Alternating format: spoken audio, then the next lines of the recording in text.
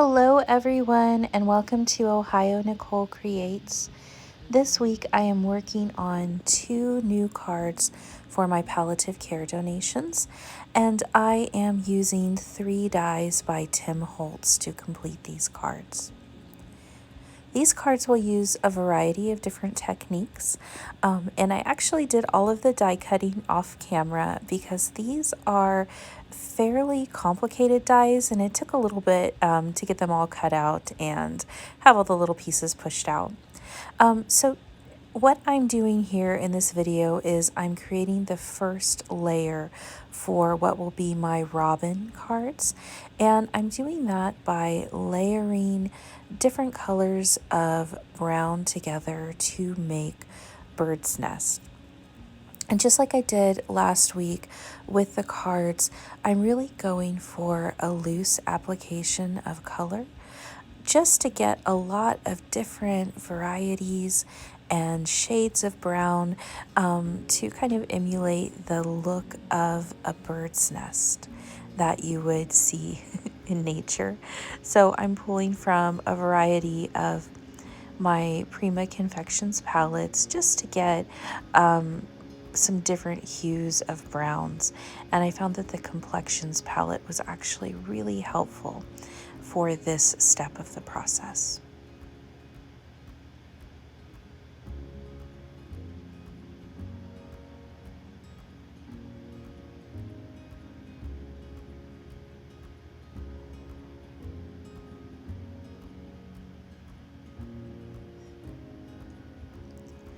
I received a question last week about my mat that I use, and this is actually a glass crafting mat, and I really love it because I can wipe up the different paints and glues and things that I use as I am painting, and it gives a nice, clean, smooth surface, and there's also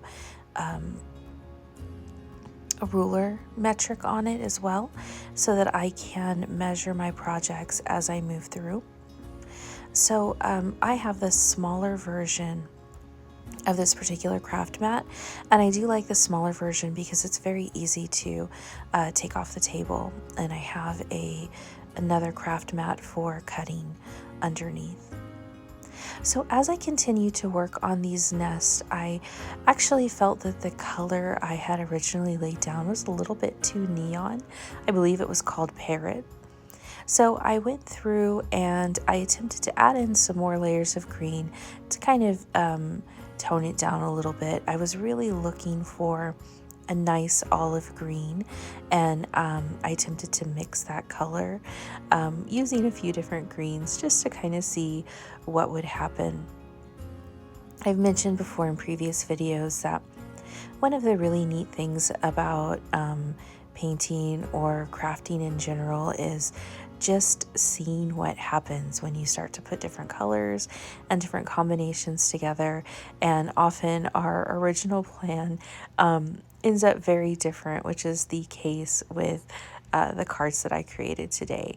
So when I couldn't get the exact color that I wanted, I ended up bringing out my distress inks and just kind of going back over the watercolor that I had previously done. And the distress inks do react with water, and so they have a bit of a lightening effect. So I actually found that using the distress inks over the damp watercolor gave a really neat malted effect for the grass that would be included in the bird's nest that I was really happy with as I move forward. This first card that I am creating here, I'm actually doing a set of 4, and that is so that I can have a good 20 cards or so to donate to the palliative care department at my local children's hospital. And this was a very involved card for me, so I wanted to share the steps just in case anybody was interested in replicating this card or doing something similar. The Feathered Friends die that I used here, I used the smaller bird out of the Friends die, and my plan is to make robins to include on the cards. And the really neat thing about the Feathered Friends die is that it is one of the colorized dies. So the die actually has 3 different layers. So I found it was really fun to kind of play with the layers to try to get a kind of a deeper black on the bottom layer and a deeper orange, and then to layer up the belly with a bit of a lighter shade to try to give a bit more dimension to the bird. It was really important for me to include robins on at least one of the cards for my palliative care donation. When I was younger, my grandmother would often say, whenever we saw a robin, that it was a loved one who was coming to visit us. And I really always liked that idea or that thought of remembering lost loved ones when we see these parts or reminders in nature. And so I know that the robin or birds as related to departed loved ones comes from a lot of different traditions. I grew up in Texas, and it was something that was always really comforting to me when my grandmother would point it out.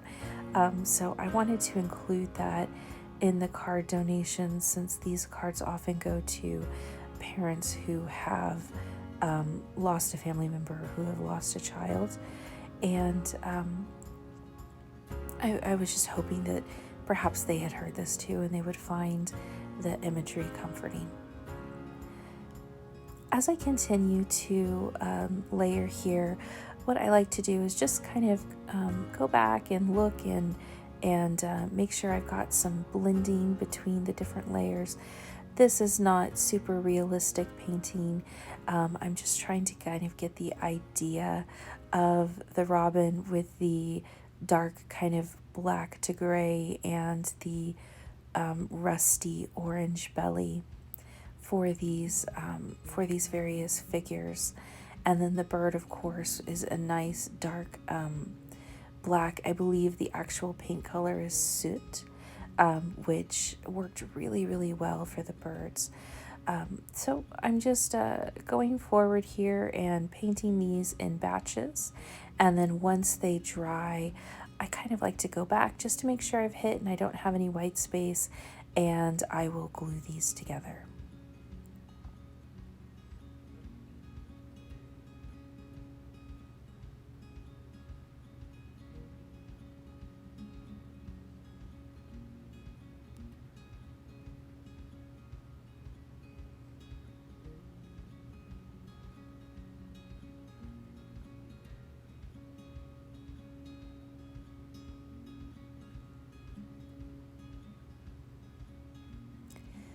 I found that when I was gluing these birds, there's so many tiny little pieces that it was helpful to kind of stack them all up to make sure I had everything going with each bird as it should.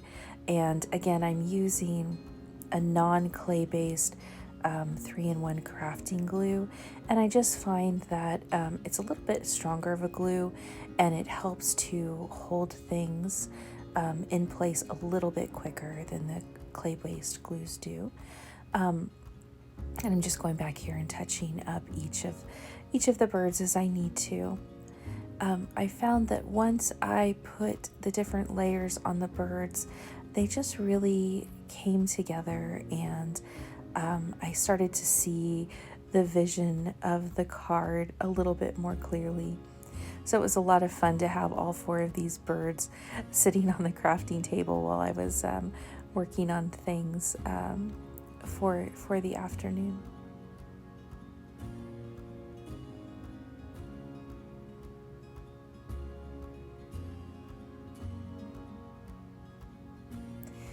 To complete the card, I am just doing a very simple blue wash. The paint color that I am using is a robin's egg blue, which I found fitting for this particular card, but there's no specific technique. I'm just doing a quick wash just to get that nice blue background color. Since the dies are so intricate and I did spend time going over and painting the various birds, I wanted those to really be the focal point of the card. So I'm using my Strathmore watercolor cards because they are nice and sturdy and they hold a lot of water, and I am making a wash on each of the 4 cards, and once these are dry I will assemble together. In order to fill in the bird's nest, I have just cut a circle out of some paper that has some crafting paper that has French words on them, and I didn't really want to have any specific words on these cards, but I like the idea of text, so this worked really well. And I put that circle first just so that it wouldn't be an empty nest, and then the brown nest, and then putting the leaves over the top and gluing the bird in the middle, using my paints to kind of hold everything down as it goes into place. My daughter is 6 years old and she is fascinated with anything that has to do with painting or crafting or anything that I'm working on. So she came in and she asked if she could help me glue the little birds down into their nest. So you could see her little hands here as she helps, and she actually did a really good job. She wanted to put things down herself and to put the glue on herself, but of course I wanted to guide her just a little bit, since these would be donations for people outside of the family.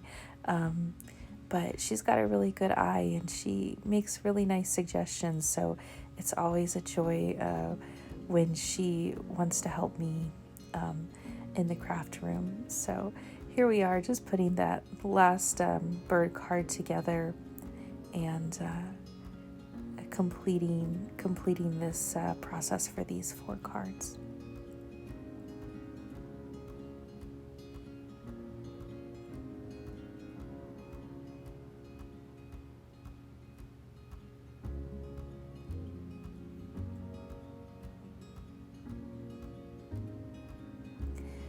I think she did a pretty good job.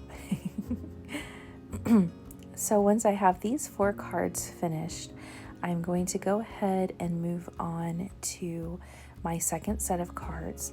And I tried a few different techniques with these cards and decided finally to just leave the white lace and let a solid color shine through in the background. These dies are very intricate, and it actually took quite some time to make sure that the outline was solid and to remove all of the pieces from the inside of the die.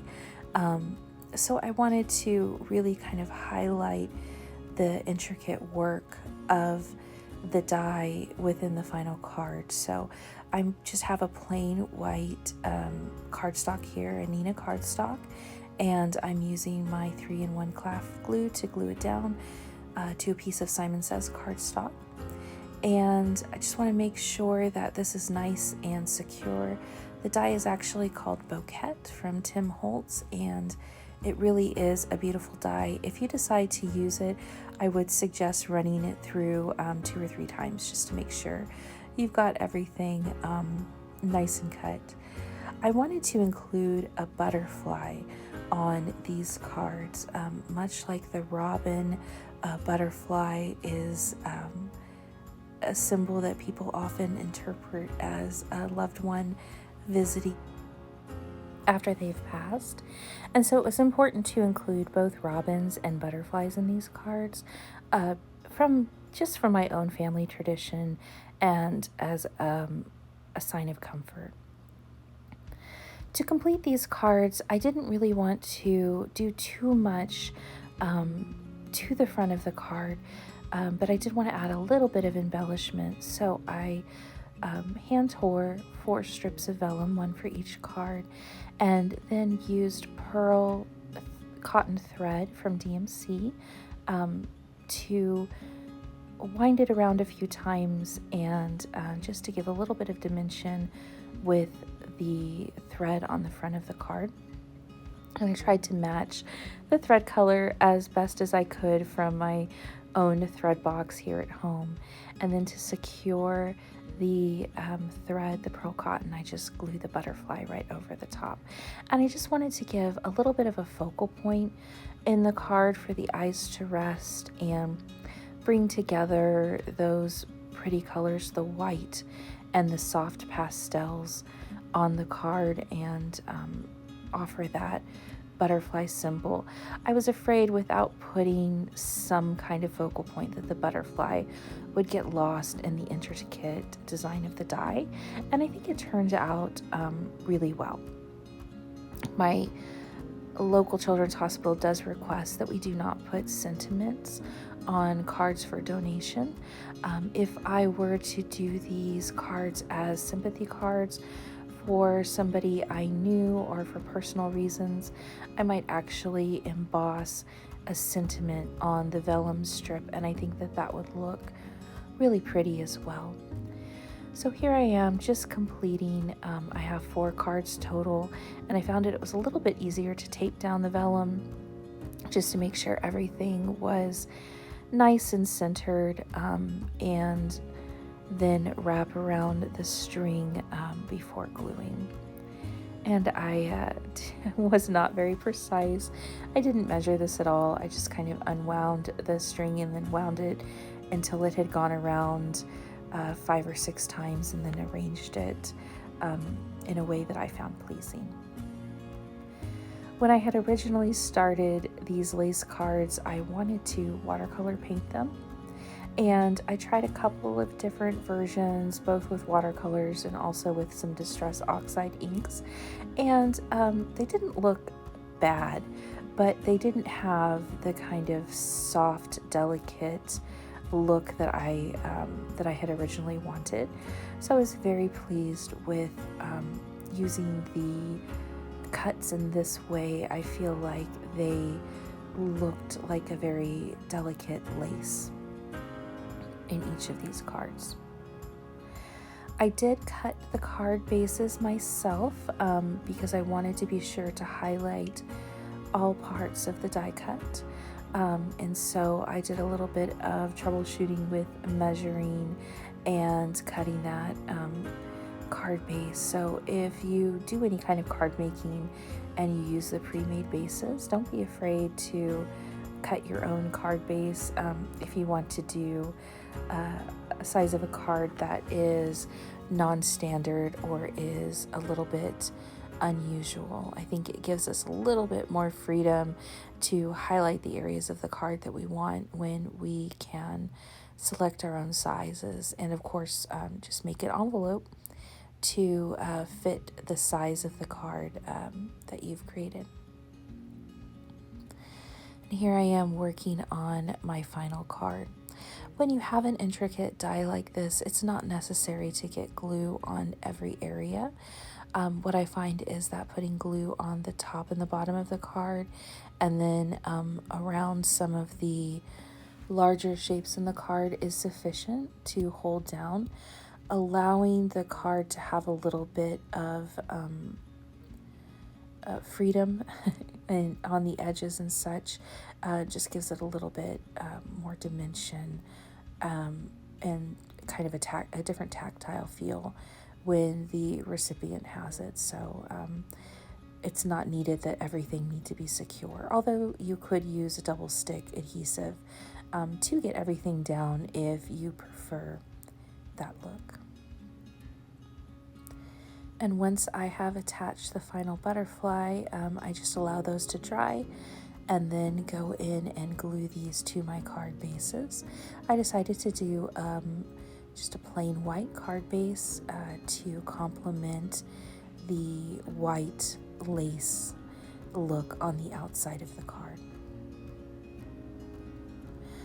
I do like to work in small batches when making card donations, and I mentioned this in my previous video, just because it takes a little bit of time to come up with an idea and to troubleshoot an idea to make sure that it works. I don't always make the same type of card twice, so making 4 or 5 is a good way to not only practice new techniques, but also to allow all of the troubleshooting you've done to kind of pay off in making 4 pretty cards. So here are my final butterfly cards, and then also my robins. And these are my final donations for the week. Thank you so much, everyone, for watching. Which card is your favorite? I'd love to hear. Have a good week, and I'll see you next time. Bye.